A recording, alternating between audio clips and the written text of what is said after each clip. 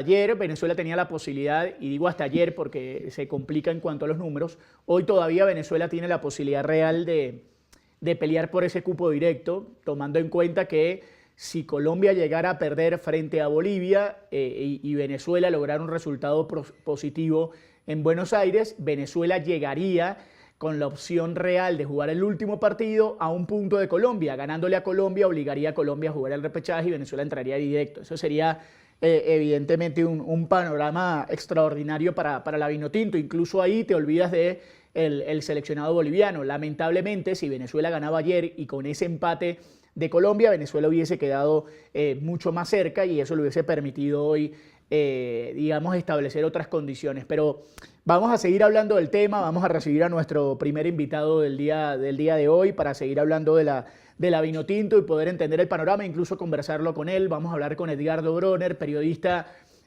argentino, venezolano, de muchísimos años en nuestro país, referente del periodismo del fútbol en Venezuela, hoy de vuelta a Argentina, pero que ha estado con Venezuela a lo largo de casi toda su vida, siguiendo a la Vinotinto en todos los lugares, y si hay alguien que debe estar con muchísima ansiedad de poder ver a Venezuela en un mundial, es Edgardo, que es una de las grandes referencias históricas del fútbol en nuestro país. Hola Edgardo, bienvenido, buenas tardes.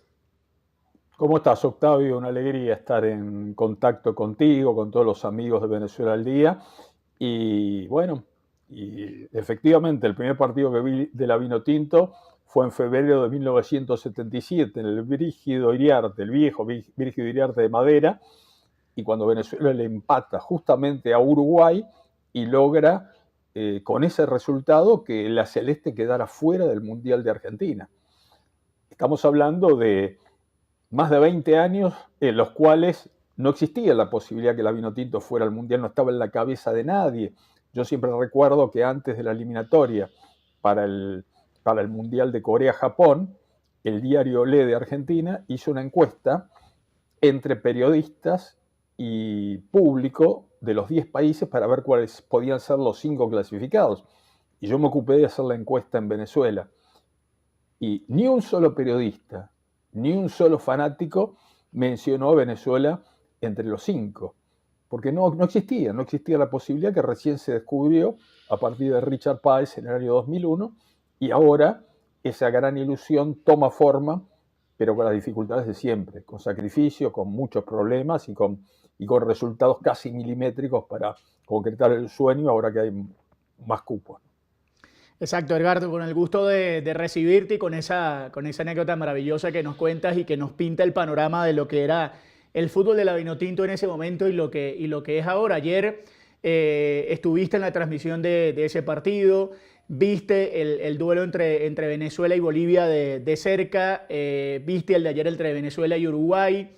¿Cómo viste a la selección ayer pensando en esa posibilidad real que tenía incluso de acercarse al puesto directo? Lamentablemente no se dio el resultado, van a quedar 2 partidos, pero quiero saber cómo viste a Venezuela futbolísticamente hablando, pensando en esa posibilidad de que en septiembre siga Venezuela con la realidad de ir al repechaje. Bueno, justamente fue un golpe de la realidad, porque la matemática llamaba a una ilusión.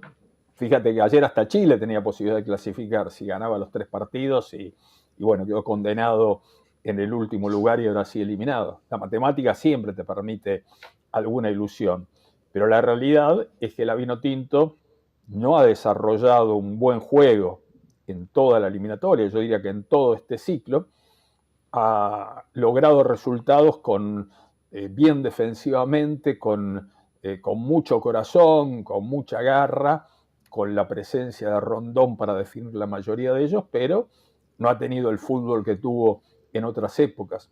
Pero la ilusión era porque Uruguay venía de una racha terrible, pero comparando los dos equipos, más allá de dónde proviene cada jugador, porque ayer todo el tiempo invocábamos al centenariazo cuando Venezuela logró su victoria más importante en 2001 frente a Uruguay, con aquel 3-0, y los uruguayos jugaban en Europa y los venezolanos en el fútbol local, o algunos 2 o 3 en México, en la segunda división de Suiza y demás. Pero bueno, ayer apareció la calidad de esa selección uruguaya, el estilo de Bielsa, y no hubo respuestas. No hubo respuestas, Venezuela no consiguió el balón, tuvo la fortuna de haber prolongado el 0 casi hasta el final del primer tiempo, que con un poquito más iban a crecer esos nervios uruguayos, pero Uruguay encontró el segundo y se acabó el partido.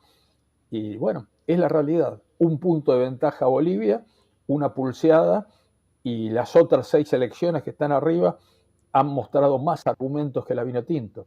Ahora hay que buscar la clasificación y mejorar en el año que queda para la Copa del Mundo, por más que me desilusiona que la Copa América fue la gran oportunidad que tuvo Batista de tener reunidos a sus jugadores durante casi un mes. Él mismo había dicho que había una evolución en el equipo y desde la Copa América en adelante fueron muy flojas las actuaciones, lo cual no quita que sigamos viendo firme esa posibilidad de llegar al Mundial, aunque va a tener que ser con un repechaje en marzo en Estados Unidos. Edgardo, pero yo recuerdo que Venezuela no comenzó muy bien la clasificación a este Mundial. De hecho, cerró el 2023, si mal no recuerdo, arriba en la tabla, en los primeros 5, algo que era sorprendente en su momento. ¿Qué crees que pasó en el siguiente año y medio, 2024, y lo que va el 2025, que cayó tanto ese fútbol que aparentemente dio resultado en los primeros juegos de las eliminatorias?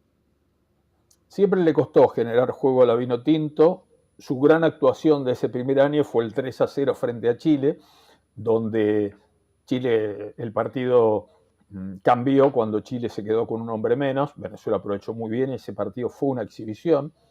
Pero todos los demás partidos le costaron. Si bien un empate inolvidable en Brasil, que bueno, quedará para siempre con ese gol de chilena de Eduardo Bello, pero siempre una falencia en la generación de juego. Y en 2024, en la Copa América, la gran actuación fue aquel 3-0 frente a Jamaica, y después hubo muchas buenas actuaciones desde el punto de vista defensivo, como aguantó Venezuela con Ecuador y con México en la Copa, pero no terminaba de concretar, teniendo tanto talento en la mitad de la cancha hacia adelante, no podía traducir esos nombres en una generación de juego para llegar al gol. Y el retroceso, yo acá veo que Batista no supo aprovechar la oportunidad que tuvo de tener a los jugadores juntos todo el tiempo. Fíjate que es una ventaja grande que un entrenador como Alfaro de Paraguay no la tuvo, pero llegó y pegó un sacudón en la selección albirroja y la metió en el Mundial. Yo creo que Batista es un técnico que tiene muy buenas condiciones, pero está en la selección por un accidente.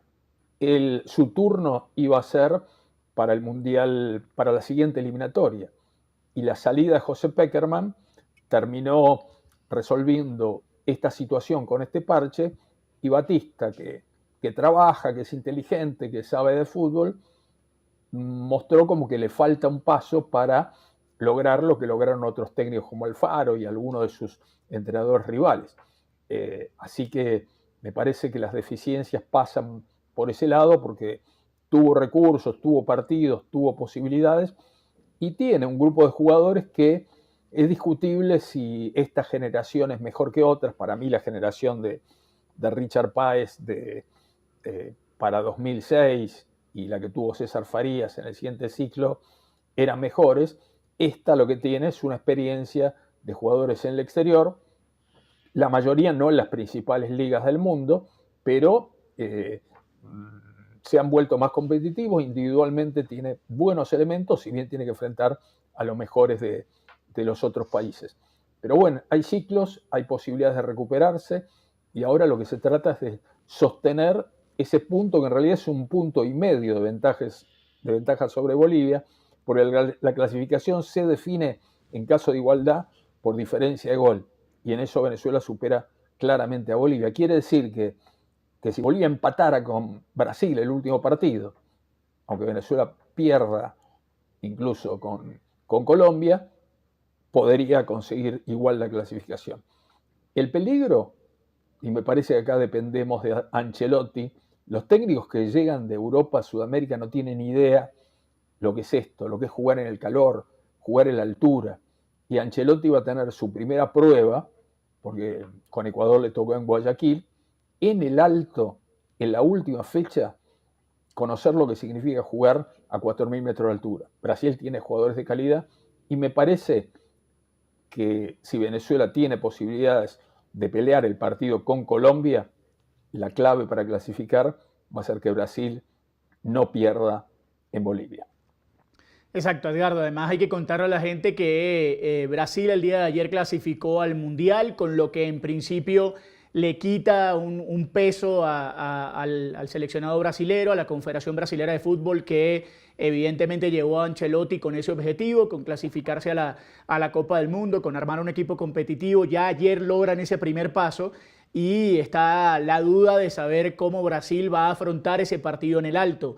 Si va a arriesgar con los jugadores, si va a arriesgar el prestigio, sabiendo lo que se juega Ancelotti y demás, o si va a ser un equipo alternativo como para tratar de terminar la eliminatoria lo más rápido posible y enfocarse evidentemente en la Copa del Mundo. Ahí está la disyuntiva, esperar a ver cómo Brasil va a afrontar ese juego. Pero luego de lo visto, esta doble fecha, Edgardo, ¿en realidad futbolísticamente crees que Venezuela esté cercano a la posibilidad de salir bien parado de esa doble fecha, pensando que está en las manos de Venezuela? Porque incluso, como decías, Venezuela perdiendo los 2 partidos y Bolivia empatando el último, Venezuela estaría dentro del repechaje, pero futbolísticamente te quedó la sensación de que Venezuela es capaz de aguantar ese 1,5 puntos en estos 2 últimos partidos, sabiendo que son 2 rivales muy duros. Lo que pasa es que si Bolivia le gana a Brasil, Venezuela necesita o 2 empates o ganar uno de los 2 partidos.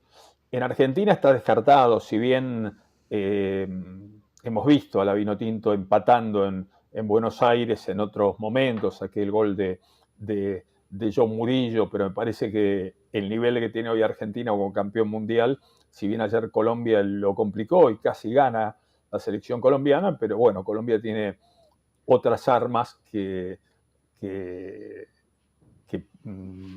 Venezuela, de las que Venezuela carece para complicar a la Argentina. Se le puede complicar, así como Uruguay con todo su aluvión demoró 43 minutos en encontrar el gol y por un parpadeo defensivo, pero no cuento para nada con esos puntos. Y frente a Colombia hay mucha rivalidad.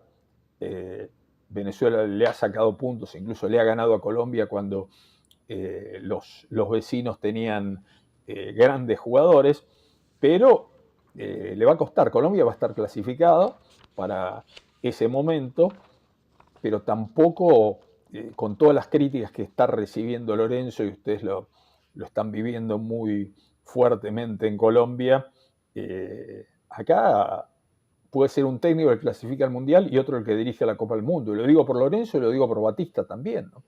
Entonces, cada resultado es muy importante. Lo mismo que para Argentina. Uno dice, bueno, Telasco es compañero de Messi, le puede decir que aflojen un poquito, pero no, Argentina ayer había como una frustración porque no le pudo ganar a Colombia y por más que tenga 1.000 puntos de ventaja, todos van a querer ganar ese partido. Así que sigo pensando que Ancelotti es el jugador clave de la Vinotinto para la clasificación al repechaje y después, entre septiembre y marzo, hay 6 meses para replantear todo, armar el equipo y bueno, y la autocrítica que Batista muy pocas veces tiene, a lo mejor alguien más se lo tiene que indicar para que con el potencial de jugadores Venezuela tiene con qué estar al Mundial y se va a entrar así. Yo pienso que Venezuela va a clasificar al Mundial, pero será por un camino, por la carretera vieja, por el camino viejo, como decían también en Venezuela. Por los caminos verdes. Me da la impresión que sí, por el camino verde también. Por los caminos verdes. Sí, yo tengo una pregunta, Edgardo, una pregunta un poco profunda, pero quizás tú me puedes resumir la respuesta. En todos estos años que has visto a Venezuela, en cuántas eliminatorias, que siempre llega última, penúltima, esta vez no lo es tanto, pero ¿qué le termina de faltar a Venezuela? Le termina de faltar técnico, le termina de faltar base juvenil, le termina de faltar uno o dos jugadores que estén en las mejores ligas. O sea, ¿qué es lo que determina siempre de faltar a Venezuela? Porque pareciera que siempre le falta algo. O sea, un poquito más. ¿Qué es ese poquito que le falta a Venezuela para no estar brincando siempre última hora, sacando cuentas y sumando, restando y pidiéndole a Ancelotti que empate en Bolivia en la última fecha? Hay una realidad que cambió en 2001, que era lo que hablábamos al principio, porque en otras épocas el fútbol, ser futbolista no se consideraba en Venezuela una profesión. Los jugadores que integraban la selección nacional durante mucho tiempo tenían otro trabajo o otro negocio o dejaban el fútbol para hacer otra cosa, y ha habido decenas de grandes jugadores que no se dedicaban al fútbol. Se dio después una situación, y es interesante comentarlo, porque a partir de los 70 hubo una inmigración muy grande de colombianos en Venezuela. Y los hijos de colombianos, y aquí estoy hablando de Juan Arango, por ejemplo, el mejor jugador vinotinto de la historia, hijo de colombianos, como muchos de sus compañeros, sí veían al fútbol como una profesión. Y bueno, se formaban, se fajaban y empezó a haber un cambio. Y cuando Richard Páez mostró que se podía llegar a un mundial, muchos chicos se empezaron a animar para jugar. Pero el fútbol venezolano no tiene estructuras, no tiene clubes que formen a sus jugadores. Entonces, vamos a pretender ganarle a Uruguay cuando los chicos de Uruguay desde los 6 años están jugando con la camiseta de Peñarol o Nacional, enfrentando a otros de Nacional y Peñarol, y van haciendo su carrera en los clubes, mientras en Venezuela están en academias y si están dentro de un equipo juegan algún torneito al año, pero no tienen esa competencia permanente. Hay una deficiencia fundamental en la formación de jugadores, en estructuras, y a lo mejor no hay que mirar tan lejos, hay que mirar a Ecuador. Ecuador hace 40 años perdía los partidos por 5 goles, por 6 goles, y ahora clasificó a su 5º mundial en este milenio. ¿Y cómo lo hizo? Bueno, hubo técnicos con alguna visión que eligieron jugadores, incluso cambió el biotipo del jugador ecuatoriano, pero al mismo tiempo, con todas las problemáticas que tiene la dirigencia del fútbol ecuatoriano, que es muy similar a otros países, uno ve equipos como Independiente del Valle, que forma jugadores, Liga de Quito, Barcelona, que tienen estructuras, que tienen estadios, y uno dice, bueno, ¿en Venezuela qué hay? No, el único equipo que tiene un estadio es el Caracas Fútbol Club, un estadio pequeño donde no se puede jugar. ¿Qué equipos tienen canchas para trabajar? No hay. Entonces, muchas veces se discute en Venezuela, no, que falta la regla del juvenil, de forzar a que los equipos pongan un chico de sub-17, sub-20. Esos son parches. Lo que hay que hacer es formar. Además de formar y de tener infraestructura, por supuesto, hay que tener técnicos con la visión que tuvo aquel Dusan Draskovic en Ecuador, la que han tenido entrenadores que han cambiado la historia, como fue Bielsa cuando llegó a Chile. Venezuela tuvo grandes entrenadores, pero no estuvieron acompañados por ese movimiento de estructuras, de formación, por lo cual hoy lo bueno es que los de la Vinotinto se forman en España, en México, en Argentina, en Brasil, de esa manera. Incluso hay selecciones venezolanas juveniles que son muy fuertes, pero no porque se forman en el país, sino porque se refuerzan en el exterior. Así que la clave sigue siendo la falta de estructuras y la falta de formación de los jugadores en los clubes, y eso cuando lo ves en Brasil, en Argentina, en Uruguay, un poco menos en Paraguay, un poco menos en Colombia, pero de alguna forma existe, te marca unas distancias que yo cuando transmitía fútbol hace 50 años decía, cada punto venezolano es un milagro enfrentando a estas realidades. Hoy cada punto venezolano de alguna manera sigue siendo un milagro, pero un milagro que nos puede llevar a una Copa del Mundo.